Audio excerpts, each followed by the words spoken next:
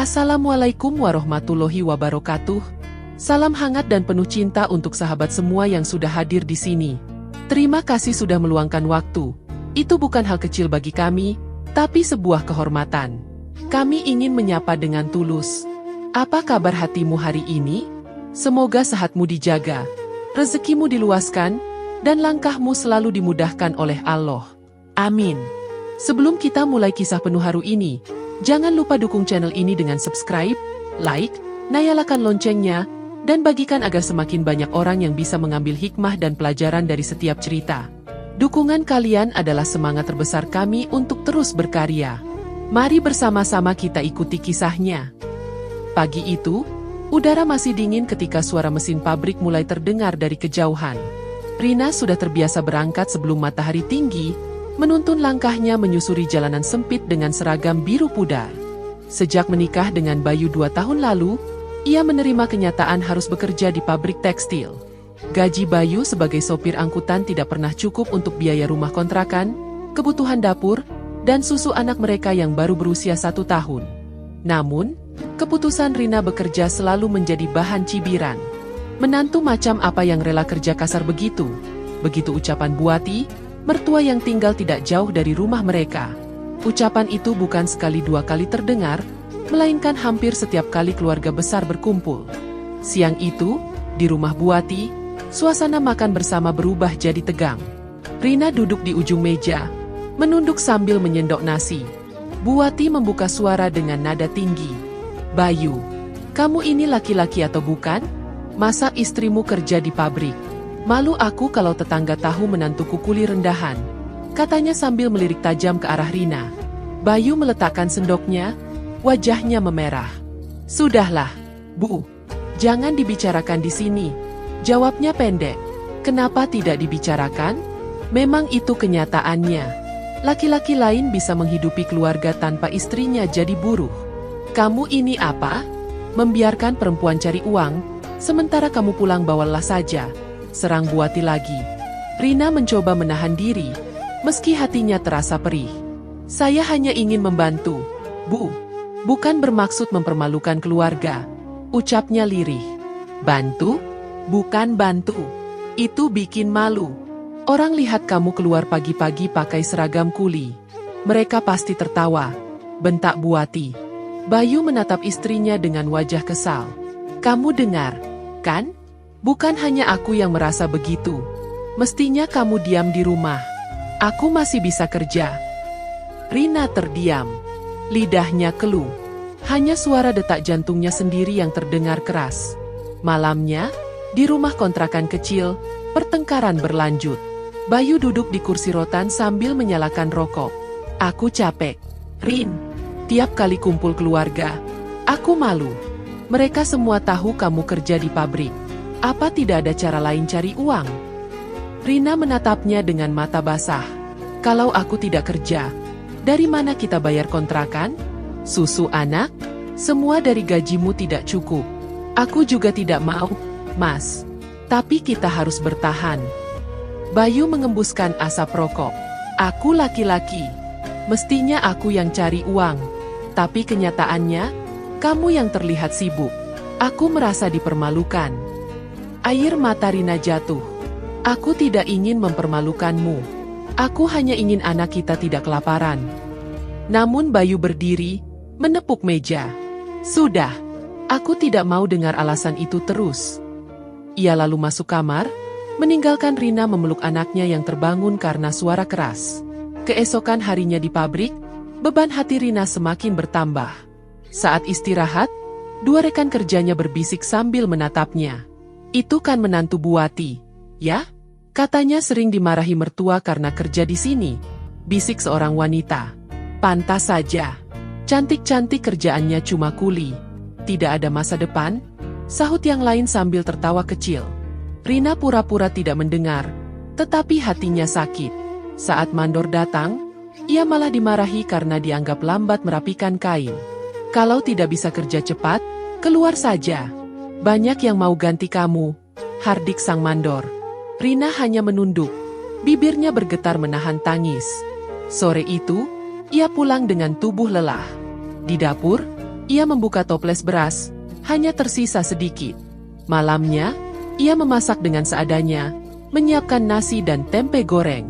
Anak mereka menangis meminta susu, sementara Rina mengaduk-aduk dompet yang hanya berisi beberapa lembar uang kecil. "Mas, uangnya tinggal segini.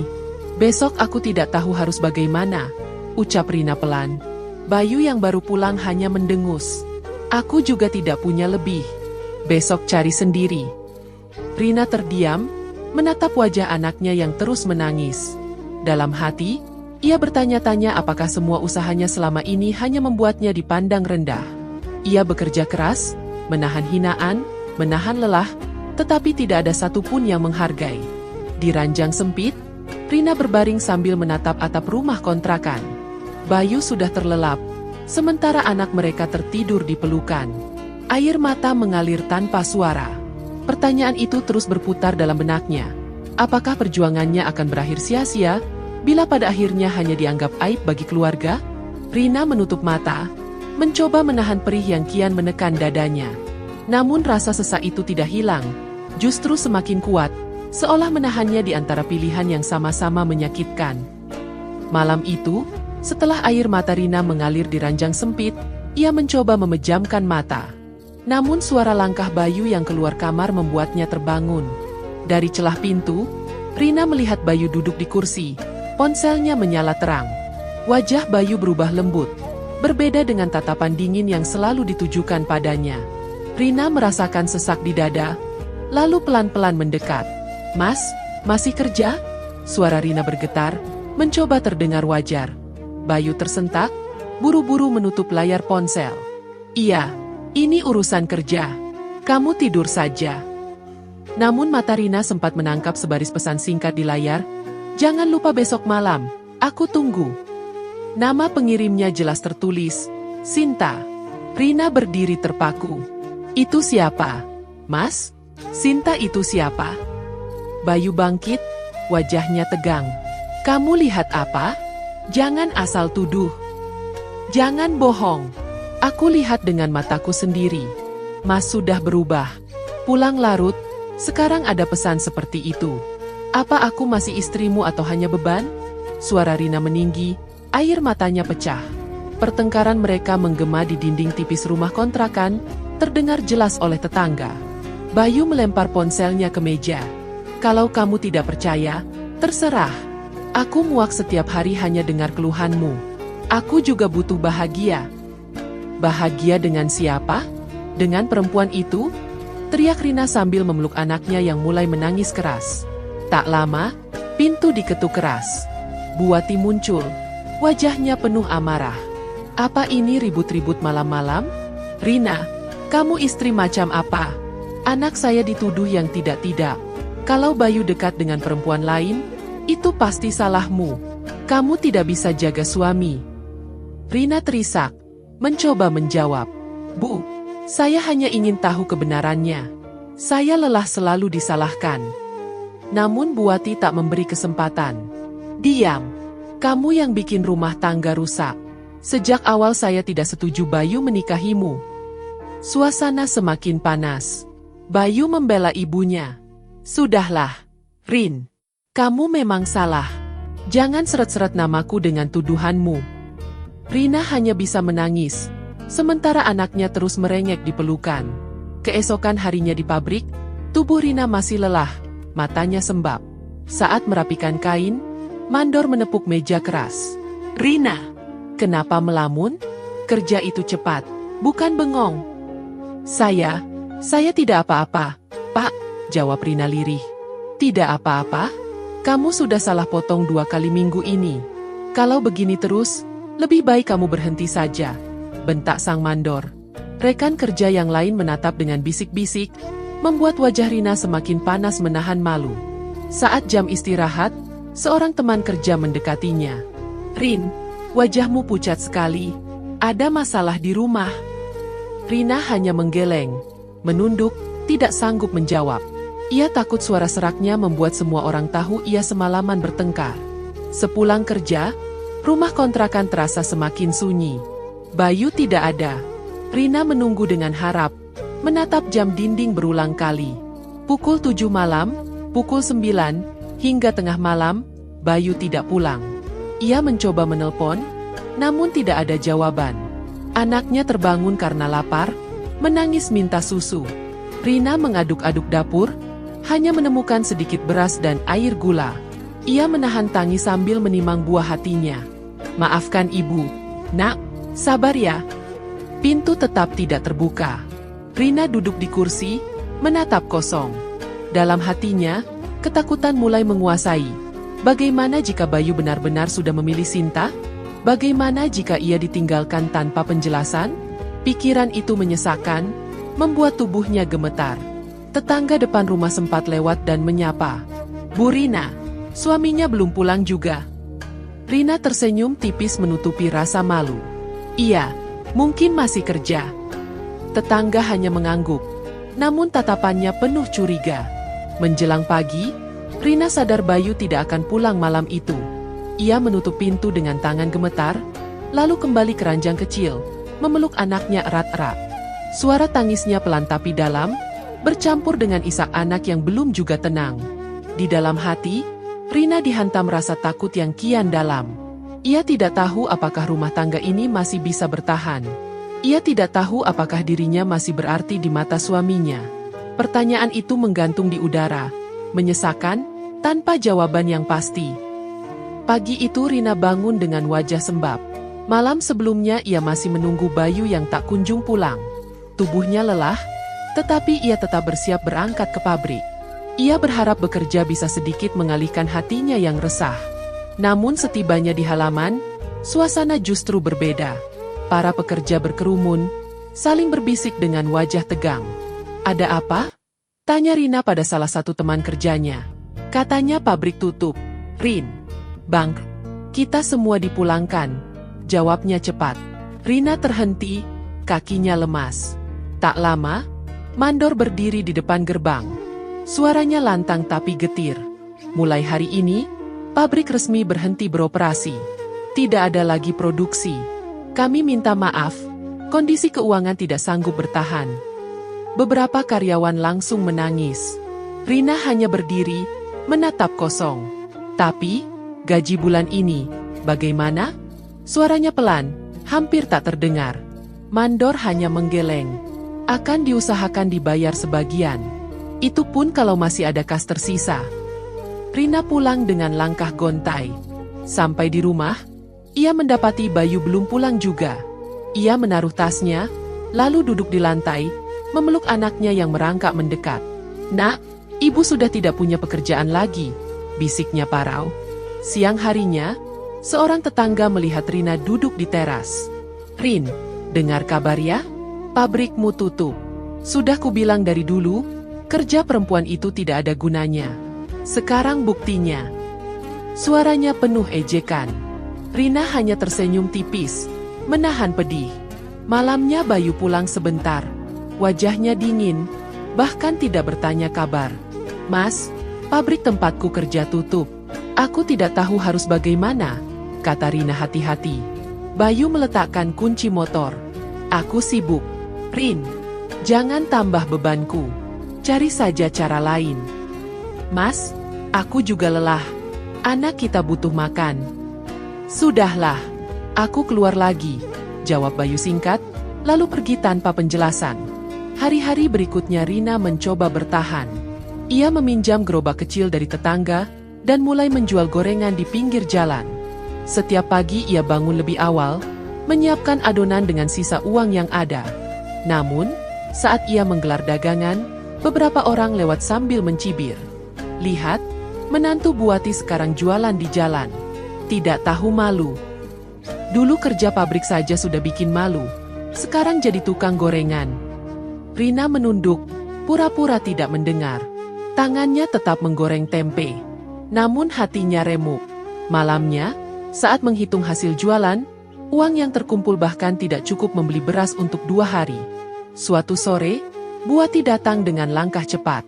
Suaranya lantang, terdengar sampai depan rumah. "Rina, apa-apaan ini? Kamu jualan di pinggir jalan pakai nama keluarga kami? Malu aku. Kalau kamu mau jualan, jangan di sini." Rina berusaha tenang. Bu, saya hanya ingin mencari nafkah. Bayu jarang pulang, uang tidak ada. Bukan urusanku. Kalau kamu masih tinggal di rumah kontrakan ini, jangan bikin malu. Ingat, nama rumah ini masih atas nama Bayu. Jangan sampai aku usir kamu. Rina hanya bisa menahan tangis di depan mertuanya. Beberapa tetangga menyaksikan, bisik-bisik lagi. Malam itu ia merapikan dagangannya, lalu masuk rumah sambil memeluk anaknya. Ibu kuat, nak. Ibu kuat, ucapnya, meski suaranya bergetar. Hari berikutnya ia mencoba berdagang lagi, tetapi semakin sedikit pembeli. Seorang anak kecil bahkan menunjuk sambil berkata pada temannya, "Itu ibunya Vira, dagangannya tidak enak." Rina pura-pura sibuk, padahal dadanya sakit mendengar. Akhir pekan tiba, hasil dagangan benar-benar tidak laku. Banyak gorengan yang terbuang. Rina hanya bisa duduk di dapur, menatap piring kosong. Anaknya merengek meminta susu. Ia membuka dompet, hanya ada receh yang tidak cukup membeli setengah liter beras. Malam itu, ia memberanikan diri bicara pada Bayu yang akhirnya pulang. "Mas, dagangan saya tidak laku. Uang habis. Tolonglah, anak kita butuh susu." Bayu malah membentak, "Aku juga tidak punya. Kenapa kamu tidak bisa urus semua dengan baik? Kamu ini memang tidak bisa diandalkan." "Mas, aku sudah berusaha. Aku tidak minta banyak, hanya sedikit saja untuk anak." "Sudah, jangan paksa aku." Bayu melempar jaket ke kursi, lalu keluar lagi tanpa pamit. Rina terduduk di lantai, tubuhnya lemas. Tangisnya pecah. Tetapi segera ia peluk anaknya yang juga menangis karena lapar. Suara tangisan itu memenuhi ruangan sempit. Dalam hati, Rina merasa seluruh dunia menolaknya. Ia dihina mertua, dicemooh tetangga, diremehkan suami, dan kini bahkan usaha kecilnya hancur. Namun ia tidak bisa menyerah. Ia menatap wajah anaknya, berbisik pelan, "Selama kamu ada, ibu akan bertahan." Tetapi batinnya tetap menjerit, menyesakkan dada. Malam itu ia terlelap dengan pikiran kacau. Bagaimana nasibnya bila semua jalan sudah tertutup? Tangisan Rina belum kering sejak malam sebelumnya. Ia masih terduduk di lantai dengan mata sembab. Anaknya meringkuk di pelukan. Pintu rumah tiba-tiba terbuka keras. Bayu berdiri di ambang pintu dengan wajah dingin. Tangannya menggenggam sebuah map coklat. "Mas, akhirnya pulang juga." Suara Rina bergetar, ada sedikit harap meski hatinya masih terluka. Bayu melangkah masuk tanpa senyum. Ia meletakkan map itu di meja.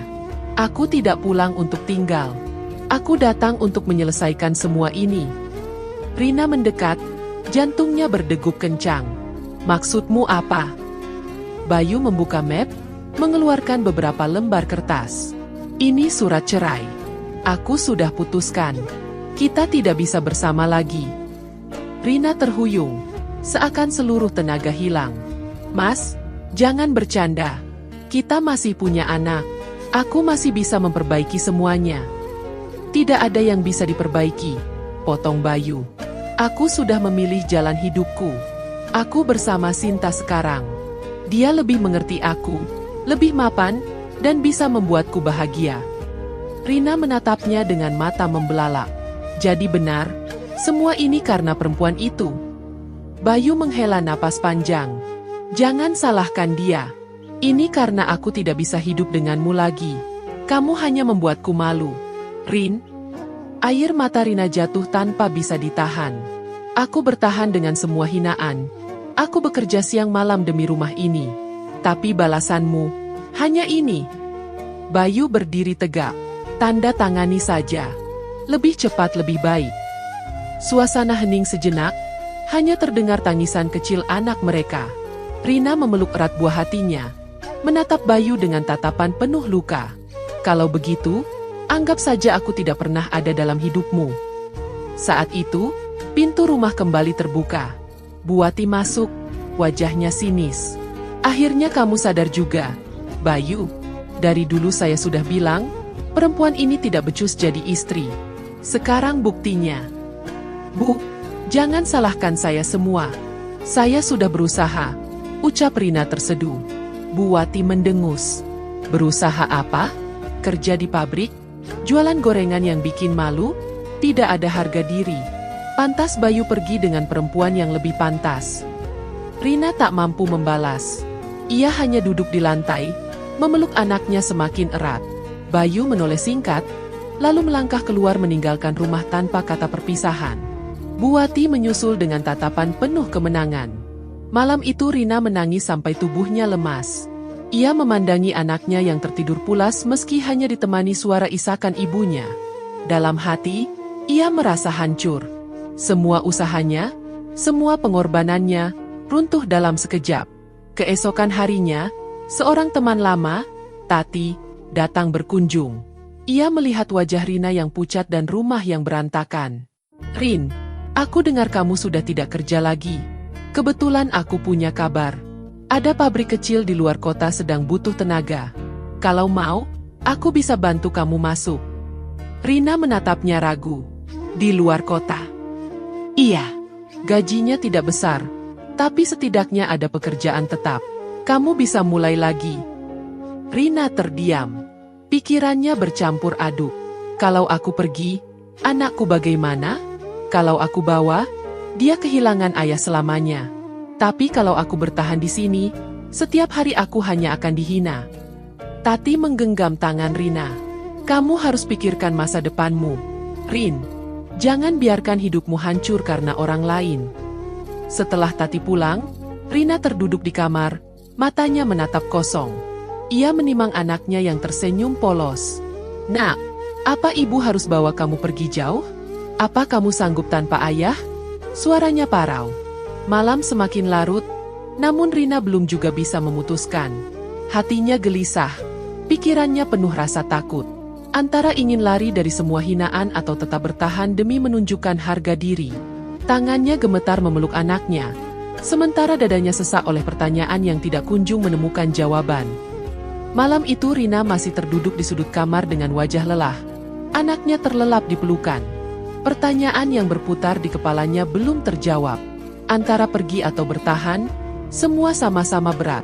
Namun, esok paginya, ia memberanikan diri mengambil keputusan. Dengan satu koper kecil dan tas berisi pakaian anak, Rina meninggalkan rumah kontrakan itu. Tidak ada perpisahan dengan Bayu ataupun Buati, hanya rasa sakit yang ia telan sendiri. Sesampainya di kota lain, Rina langsung menuju pabrik kecil yang disarankan Tati. Suasana berbeda, mesin-mesin tua berdengung keras, udara panas menusuk, dan para pekerja sibuk dengan ritme yang cepat. Seorang mandor menatapnya dari ujung kepala hingga kaki. "Kamu pendatang baru?" tanyanya dingin. "Iya, Pak. Saya siap bekerja apa saja," jawab Rina tegas. Mandor hanya mendengus. "Kita lihat seberapa kuat kamu bertahan." Hari-hari pertama berjalan berat. Rina ditempatkan di bagian paling melelahkan, harus berdiri berjam-jam mengangkat gulungan kain. Rekan kerja yang lebih lama sering mengejek.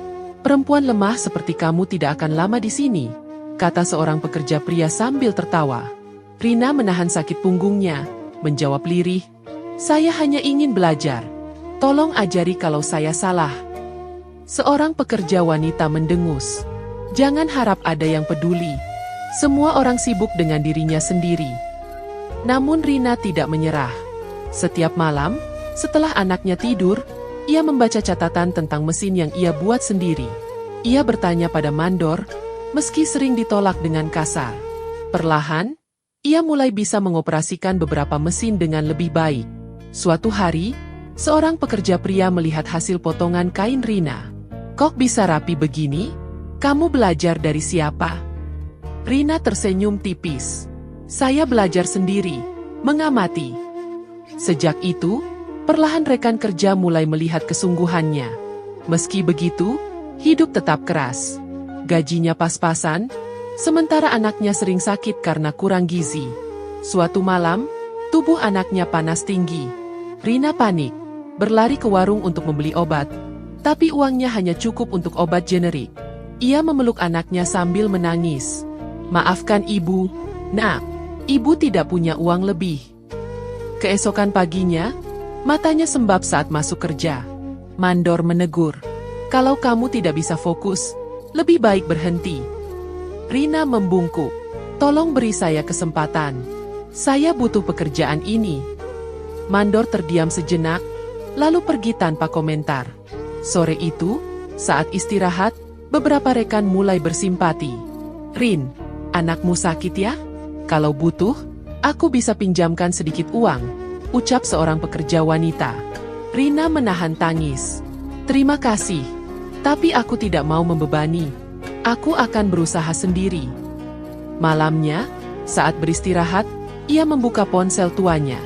Sebuah foto muncul di layar, entah dari mana datangnya, memperlihatkan Bayu bersama Sinta dalam pakaian mewah. Di keterangan foto tertulis, hidup bahagia itu pilihan. Tangan Rina gemetar, matanya panas, dadanya sesak. Ia merasa diremukkan. Bayu tak pernah menengok anaknya. Sementara di sisi lain ia terlihat bahagia bersama wanita lain. Ia menutup ponsel, lalu menatap anaknya yang terlelap. Nak, ayahmu tidak pernah peduli. Tapi ibu janji, ibu akan membuat hidup kita berubah, bisiknya. Hari-hari berikutnya, Rina mencari pekerjaan tambahan. Ia mencoba melamar jadi penjaga toko, namun ditolak karena dianggap terlalu lelah dengan pekerjaan di pabrik. Ia mendatangi warung-warung kecil untuk menawarkan jasa, tetapi semua menolak. Kami tidak butuh tenaga lagi, begitu jawabannya berulang kali. Rina pulang dengan langkah gontai, keringat bercampur air mata. Ia merasa seluruh pintu tertutup. Namun setiap kali menatap anaknya, hatinya memaksa untuk tetap berdiri. Di pabrik, usahanya mulai terlihat. Mandor suatu hari mendekatinya. Kamu ternyata bisa cepat belajar. Teruskan. Tapi ingat, jangan terlambat barang sedikit pun. Rina mengangguk. Terima kasih, Pak. Saya akan berusaha.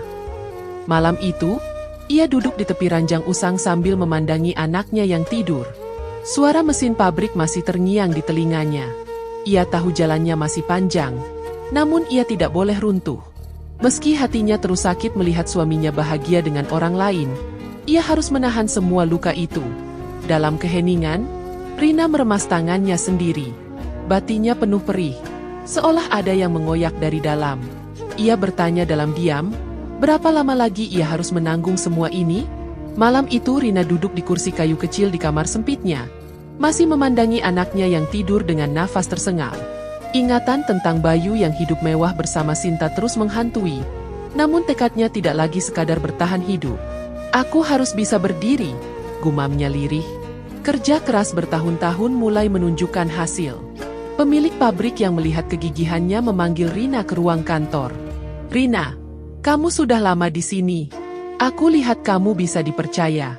Mulai bulan depan, kamu kupercayakan mengelola produksi, ucapnya. Rina terkejut.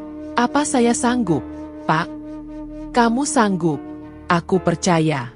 Jangan sia-siakan kesempatan ini. Sejak hari itu, tanggung jawab Rina bertambah berat. Ia bukan hanya mengoperasikan mesin, tetapi juga mengawasi pekerja lain, mencatat stok bahan, dan memastikan barang jadi sesuai target. Beberapa rekan kerja sempat iri. Kenapa dia yang dipilih? Hanya karena sok rajin? Bisik seorang pekerja pria. Rina mendengar, namun menahan diri. Ia tahu setiap langkah akan diuji. Beberapa tahun kemudian, setelah menabung sedikit demi sedikit, pemilik pabrik menawarkan saham kecil. Kalau kamu mau, belilah bagian ini. Anggap saja bekal masa depan, katanya. Rina terdiam lama, lalu menjawab, saya mau, Pak. Saya akan berusaha. Dengan itu, ia mulai belajar tentang manajemen dan pemasaran. Namun jalan menuju keberhasilan tidak semudah yang dibayangkan. Rekan yang ia percaya justru menikam dari belakang. Suatu malam, ia mendapati laporan keuangan tidak sesuai. Kamu ambil uang kas perusahaan? Tanya Rina dengan suara bergetar. Rekan yang ia percayai menunduk, lalu membantah. Tidak, kamu saja yang salah hitung. Jangan bohong. Semua bukti jelas. Suara Rina meninggi. Namun pria itu malah pergi begitu saja, membawa lari modal yang seharusnya dipakai membeli bahan baku. Belum pulih dari itu, Rina ditipu pemasok. Bahan yang dikirim kualitas buruk, tidak bisa dipakai. Saat ia menegur, jawabannya hanya dingin. Kalau tidak mau, Jangan pesan lagi. Uang tidak bisa kembali. Rina hampir pingsan, karena modalnya sudah habis. Seakan belum cukup, gosip keji beredar.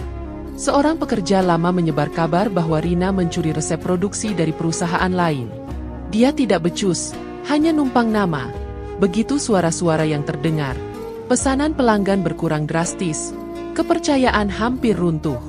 Malam itu, Rina pulang dengan wajah hampa. Ia duduk di lantai rumah kontrakannya yang lebih luas dari dulu, namun terasa sempit oleh beban.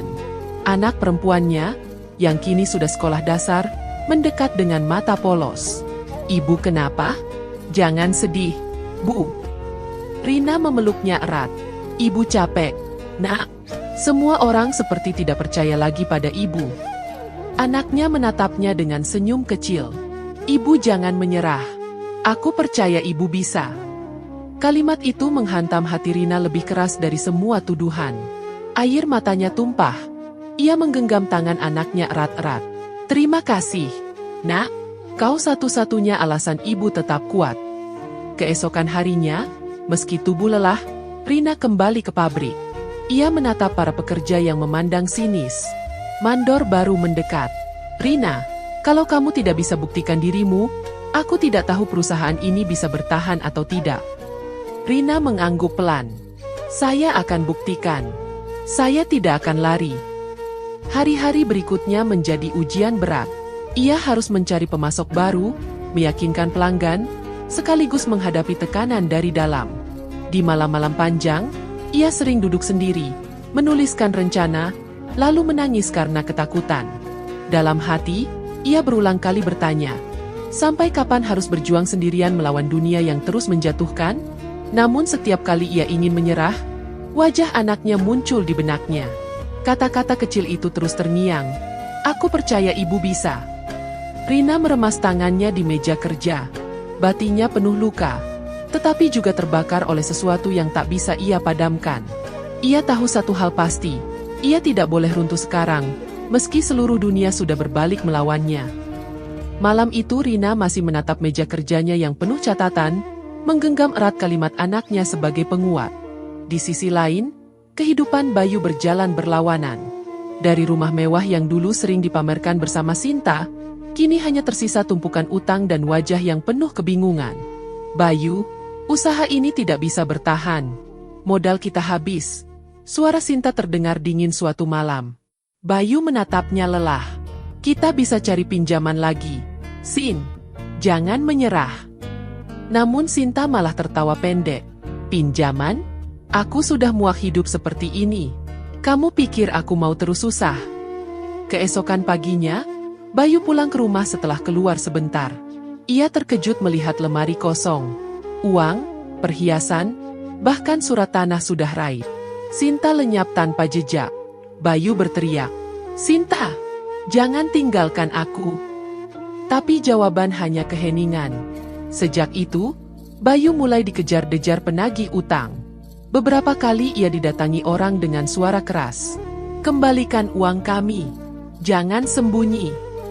Aku akan bayar. Beri aku waktu," jawab Bayu gemetar. "Sudah cukup waktu yang kami berikan. Kalau tidak bayar, jangan salahkan kami." Bayu hanya bisa menunduk. Tubuhnya gemetar, keringat dingin membasahi lehernya. Malam-malamnya dilalui dengan kegelisahan, takut ada yang mengetuk pintu lagi. Akhirnya ia kembali ke rumah ibunya. Bu Wati menyambut dengan wajah pucat. "Bayu, apa yang terjadi denganmu? Kamu kurus sekali." Bayu menunduk. "Aku gagal, Bu. Sinta pergi. Semua harta habis." Bu Wati terdiam, lalu menangis. "Aku juga sudah sakit-sakitan. Uangku sudah habis untuk berobat. Sekarang apa yang kita punya?" "Tidak ada, Bu," jawab Bayu lirih. Hari-hari berikutnya makin berat. Tetangga yang dulu sering datang kini enggan menoleh. Saat Bu Wati duduk di teras, ia mendengar bisik-bisik. "Itu kan yang dulu sombong sekali, sekarang melarat." Benar, menantunya yang dulu dihina malah sekarang katanya sukses. Bu Wati menangis di kamar. "Bayu, apa kita terlalu salah pada Rina? Dia yang setia, tapi kita buang. Bayu hanya terdiam. Kata-kata ibunya menusuk hati. Malam itu, Bayu mencoba menghubungi nomor Rina. Tangannya gemetar saat menekan tombol. "Rin, tolong angkat." Namun tidak ada jawaban. Ia mencoba lagi berkali-kali, tetap sunyi. Apa dia benar-benar tidak mau mendengar suaraku lagi? Gumamnya dengan mata berkaca-kaca. Hari berikutnya, Bayu memberanikan diri menulis pesan singkat. "Rin, aku salah. Aku mohon, izinkan aku melihat anak kita. Aku tidak punya siapa-siapa lagi." Pesan terkirim, tetapi tidak ada balasan. Ia menatap layar ponselnya lama sekali, lalu menekannya ke dada sambil menangis. Buati masuk ke kamar, suaranya parau. "Bayu, apakah Rina?" menjawab. Bayu menggeleng. "Tidak, Bu. Dia tidak mau lagi." Buati menutup wajahnya. "Kita sudah kehilangan segalanya. Dulu aku begitu membencinya. Padahal dia perempuan baik. Tuhan sudah membalikkan keadaan." Malam-malam panjang terasa semakin berat. Bayu berbaring di lantai, menatap langit-langit rumah ibunya yang mulai rapuh. Suara perutnya yang kosong bercampur dengan rasa sesak di dada. Ia tidak bisa melupakan wajah Rina yang menangis sambil memeluk anak mereka. "Aku bodoh. Aku hancurkan rumah tanggaku sendiri. Kini aku tidak punya siapa-siapa lagi," bisiknya. Air matanya jatuh tanpa henti. Ia menutup wajah dengan kedua tangan, sementara batinnya merintih keras. Rasa penyesalan itu begitu menusuk, menghancurkan sisa harga dirinya yang dulu ia banggakan. Dalam diam, Bayu hanya berharap ada satu kesempatan untuk meminta maaf, meski ia tahu pintu itu mungkin sudah tertutup selamanya. Malam itu Bayu berbaring di lantai rumah ibunya, masih menatap langit-langit dengan mata bengkak. Penyesalan menekan dadanya, sementara Buati hanya bisa batuk-batuk lemah di ranjang. "Bayu, kita tidak bisa begini terus. Kita harus cari jalan," ucapnya pelan. "Jalan apa, Bu?" "Semua orang menutup pintu untuk kita," jawab Bayu lirih. Buati menggenggam tangannya. "Kita hanya punya satu harapan. Pergilah ke perusahaan besar itu. Katanya pemiliknya orang baru, mungkin bisa memberi kita kesempatan." Keesokan harinya, dengan langkah berat, Bayu menuntun ibunya memasuki gedung megah yang berkilau. Begitu masuk lobi, mata mereka membesar. Logo perusahaan terpampang jelas, Rina Pratama Corp. Keduanya tertegun, wajah pucat, kaki hampir tak sanggup melangkah. Buati berbisik, "Jadi, ini milik Rina?" Bayu menunduk, hatinya mencelos. "Aku tidak percaya, dia sudah sejauh ini." Seorang resepsionis menatap mereka heran. "Ada keperluan apa, Pak, Bu?" Bayu gugup. "Saya ingin bertemu Bu Rina. Tolong, izinkan." Tak lama, pintu ruang rapat terbuka. Rina keluar dengan jas sederhana namun berwibawa. Karyawan berbaris memberi hormat. Begitu melihat Bayu dan Buati, langkah Rina terhenti. Dadanya berdebar, wajahnya menegang. Kenangan lama, hinaan, tangisan, perceraian, semuanya menyeruak. "Rina!" Suara Bayu serak, matanya berkaca-kaca. Buati langsung menunduk, suaranya gemetar. "Nak, maafkan ibu. Ibu datang bukan untuk mempermalukanmu. Kami butuh pekerjaan." Karyawan yang melihat saling berbisik. "Itu mantan suami Bu Rina?" "Iya, yang dulu meninggalkannya." Astaga. Rina berdiri tegak. Namun dalam hatinya perang besar terjadi. Ia menatap ibunya dulu, lalu mantan suaminya. "Apa yang kalian cari di sini?" Suaranya datar tapi bergetar di ujung. Bayu meneteskan air mata. "Aku salah, Rin. Aku buta. Aku tinggalkanmu, padahal kamulah yang setia. Sekarang aku tidak punya siapa-siapa lagi. Tolong beri aku kesempatan bekerja di sini. Apa saja, Rin, aku rela." Buati ikut menangis, memegangi tangan anaknya. "Ibu juga salah. Ibu terlalu keras padamu. Ibu hina kamu, padahal kamu menantu yang baik. Sekarang ibu hanya ingin menebus, meski dengan cara bekerja jadi karyawanmu. Tolong, Nak." Rina terdiam lama. Suara bisik-bisik karyawan makin riuh. Beberapa menatap iba, Beberapa terkejut melihat drama di depan mata. Hati Rina berguncang keras. Ia ingin berteriak, ingin membalas semua sakit yang pernah ia terima. Tapi saat menatap wajah ibunya yang pucat, dan Bayu yang kini hancur tanpa harga diri, hatinya bergetar. Seorang manajer mendekat, berbisik, "Bu, mau saya usir mereka?" Rina mengangkat tangan, menolak. Matanya tetap tertuju pada dua orang yang dulu membuat hidupnya berantakan. Bayu berlutut di lantai, suara parau. "Rin, maafkan aku. Aku mohon, jangan biarkan aku mati tanpa arti. Aku hanya ingin bisa bekerja, biarpun hanya jadi tukang bersih-bersih di sini." Buati terisak keras. "Nak, ibu tahu kata-kata ibu dulu kejam. Tapi lihatlah kami sekarang. Kami sudah tidak punya apa-apa." Air mata Rina mengalir, meski wajahnya tetap tegas. Hatinya terkoyak, luka lama muncul. Tapi di sisi lain ada dorongan untuk menunjukkan bahwa ia bukan perempuan lemah. Tangannya mengepal, suaranya serak menahan emosi. "Kalian minta apa yang dulu tidak pernah kalian berikan padaku. Harga diriku pernah kalian injak. Sekarang aku yang berdiri di sini." Ruangan sunyi. Semua mata tertuju pada Rina. Bayu menunduk, bahunya terguncang menahan tangis. Buati bersimpuh, suaranya lirih. "Ibu rela lakukan apa saja. Nak, tolong beri kesempatan."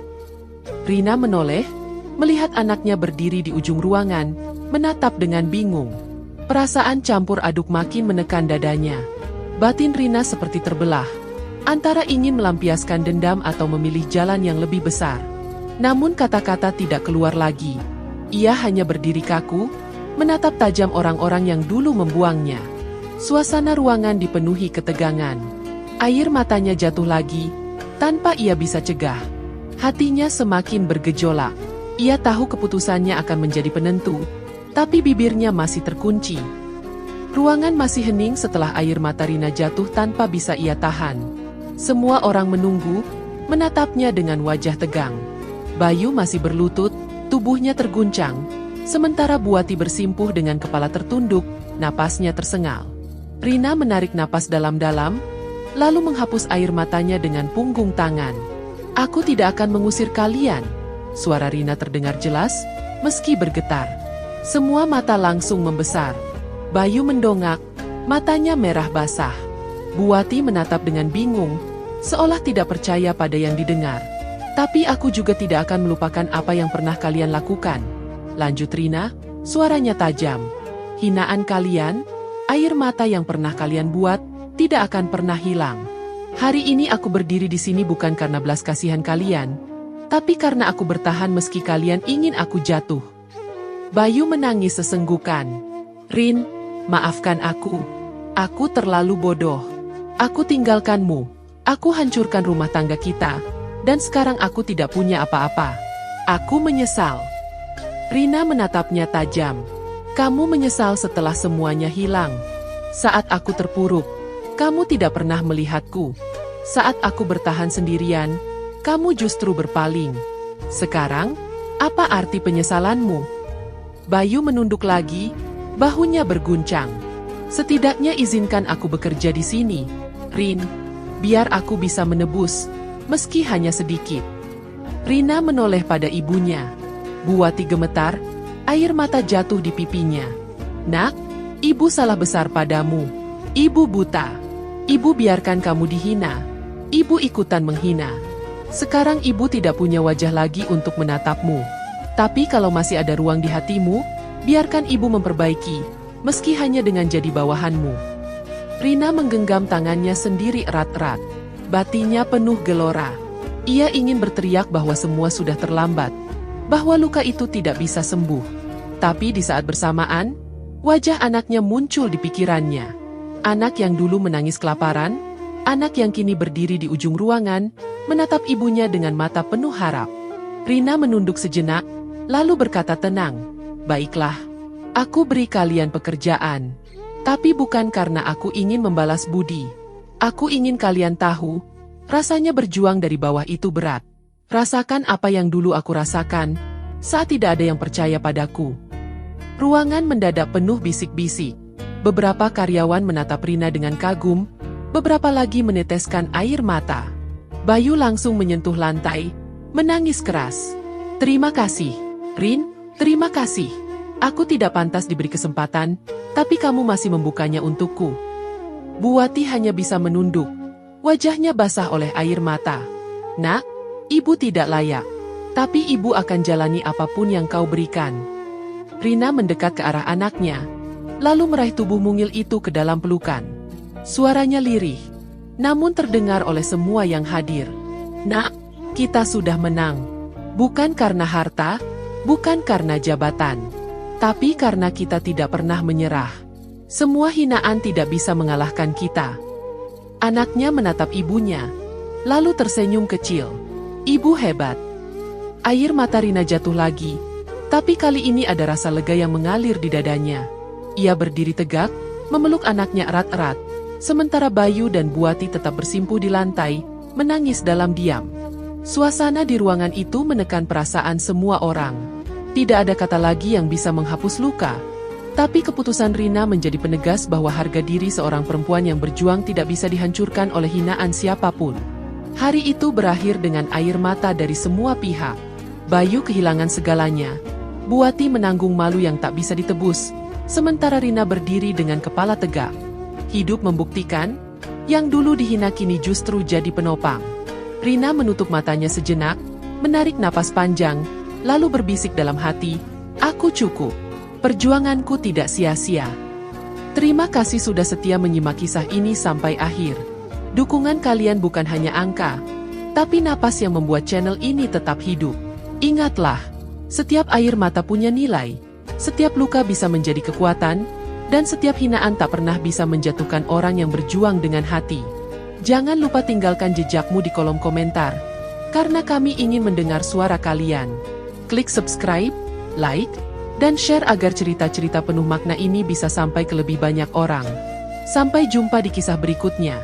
Semoga hari-harimu selalu diberkahi, rezekimu dilapangkan, dan hatimu dijaga dalam ketenangan. Wassalamualaikum warahmatullahi wabarakatuh.